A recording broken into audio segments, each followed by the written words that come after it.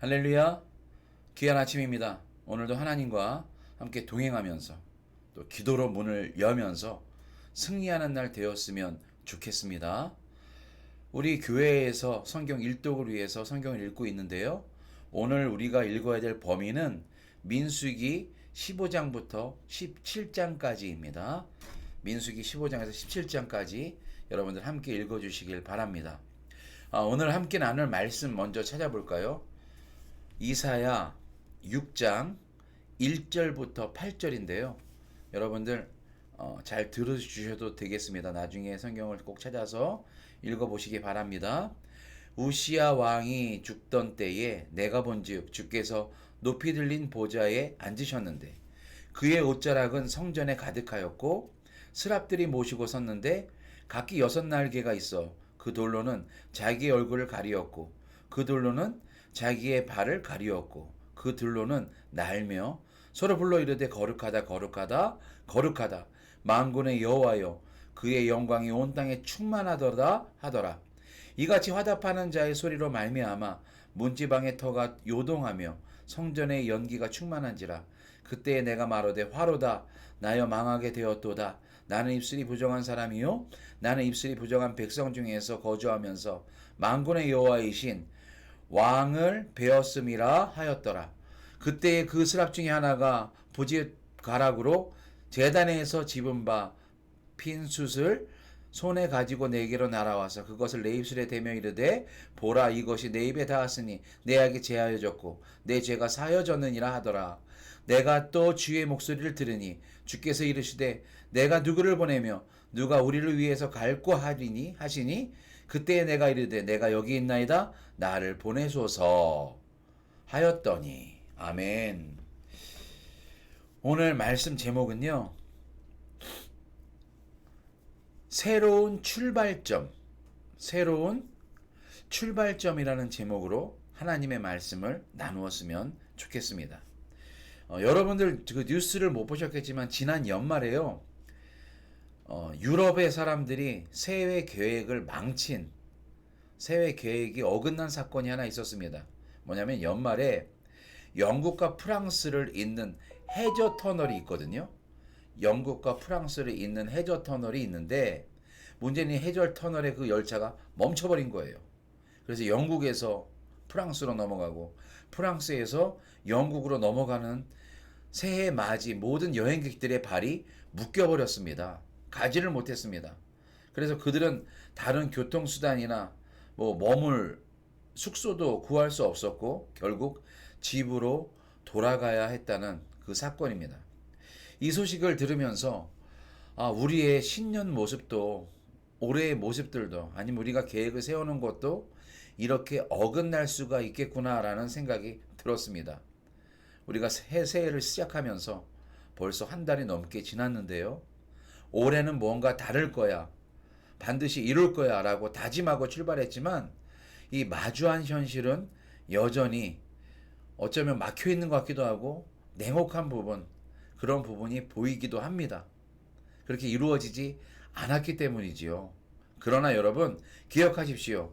인간의 기대와 계획이 멈춘 그때에 하나님의 개입이 있다는 것을 기억하시기 바랍니다.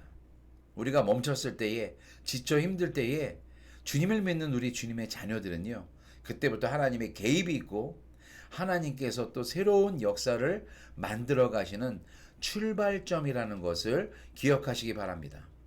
오늘 말씀은 이렇게 막힌 현실을 뚫고 나가기 위해서 성도가 붙잡아야 될 것 세 가지를, 영적인 세 가지를 알려주고 있는데요.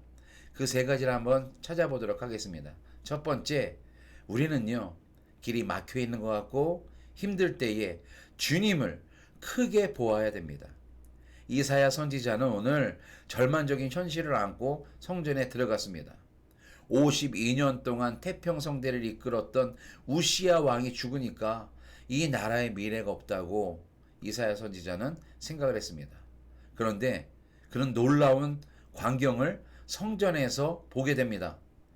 땅의 왕자는 비었는데 높이 들린 보좌에 여전히 주님이 앉아 계시는 것입니다. 우시아는 죽었지만 만왕의 왕이신 하나님께서 여전히 역사를 통치하는 그 모습을, 그 환상을 보게 됩니다. 여러분, 미국 사람들은요, 미국 기독교인들은 하나님께서 다스리심을 그렇게 얘기한다고 합니다. God is in control. 하나님께서 컨트롤 하신다. 하나님께서 붙잡아 주신다. 하나님께서 인생 핸들을 잡아 주신다라면서 항상 이야기한다고 해요. 단 한 번도 하나님 우리를 떠나신 적이 없고 우리는 하나님 통제 안에서 벗어난 적이 없습니다. 문제는 우리의 마음먹음, 또 마음가짐, 또 생각들이 하나님의 생각을 벗어날 때가 있고 우리가 두려워 떨 때가 있는데 그때마다 하나님이 우리를 통제해 주시고 붙잡아 주신다는 것을 기억하시기 바랍니다. 우리는 한 번도 하나님의 통제박을 떠난 적이 없어요. 오늘 본문에도 성전에 하나님의 옷자락이 성전에 가득했다고 묘사합니다. 이 긴 옷자락은 권위의 상징이에요. 옛날에 그 왕복도 막 길게 늘리고 뭐 영국이나 프랑스의 그 왕족들의 옷 드레스를 보세요. 길게 늘리는 그 긴 옷들이 다 권위의 상징인데 그 주님의 커다란 옷자락이 하나님의 위엄을 보이시면서 우리를 휘감고 있다는 것을 기억하시기 바랍니다. 낙심할 때 우리가 해야 될 일은 하나님을 바라보는 거예요. 하나님의 능력을 바라보시길 부탁드립니다. 두 번째로요, 사명보다 정결을 먼저 구해야 됩니다. 하나님의 새 역사는 능력이 있는 사람이 아니라 정결한 사람을 통해서 이루어집니다. 이사야는 거룩하신 하나님 앞에서 화로다 나하여 망하게 되었도다라고 탄식했습니다. 이는 자신이 죄인임을 철저히 깨닫는 그런 고백입니다. 여러분, 그 유물 복원가들이 있어요. 예전에 유물들을 찾아내는 그 전문가들이 그런 얘기를 합니다. 어설프게 붙어 있는 것보다 산산조각난 뼈가 오히려 복원하기가 더 좋다고 얘기합니다. 불순물이 있고 어디에 붙어 있는 것을 복원하기는 힘들지만 차라리 부서져 버린 뼈들을 맞추는 것이 더 쉽다고 전문가들이 얘기하는 것처럼 이 말씀이 무엇일까요?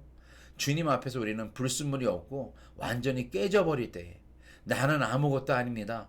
저는 정말 약한 사람입니다. 라고 납작 엎드러질 때에 그때 다시 하나님께 우리를 완벽하게 붙여서 사용하시기 더 좋다는 것입니다. 내 힘으로 버티는 것이 아니라 하나님 앞에서 완전히 무너져 십자가 은혜를 구하는 저와 여러분들이 되었으면 좋겠습니다. 마지막 세 번째는요, 은혜에 감사하는, 그러면서 자원하는 마음을 갖는 저와 여러분들이 되었으면 좋겠습니다. 자, 내 죄가 많습니다라고 고백했을 때 하나님께서 천사를 통해서 이사야의 죄를 제하여 주셨습니다. 그리고 또 이사야에게 말씀하시죠. 누가 우리를 위해서 갈꼬? 라고 했을 때 이사야가 분명하게 얘기합니다. 자원하는 마음으로 내가 여기 있습니다. 제가 가겠습니다. 라고 자원하면서 하나님의 사명을 붙듭니다. 성도 여러분, 그렇습니다. 길이 끝난다고 끝난 것이 아닙니다. 막혔다고 막힌 게 아니에요. 우시아가 죽던 날 이사야 선지자의 소명이 시작된 날이었습니다. 우리도 주님이 주신 사명을 기쁨으로 감당하면서 내가 막혀있을 때 주님께서 나를 이끌어 주실 줄로 믿습니다. 나는 죄인이지만 주님 위해서 사명 감당하는 하루가 되겠습니다. 하면서 오늘 하루를 시작하는 저와 여러분들이 되었으면 좋겠습니다. 앞뒤가 막혀 있다고 생각될 때에, 여러 가지 금신 걱정이 있다고 생각할 때에 그때부터 하나님께서 일하신다는 것을 기억하시기 바랍니다. 오늘도 승리하시길 주님의 이름으로 축원합니다.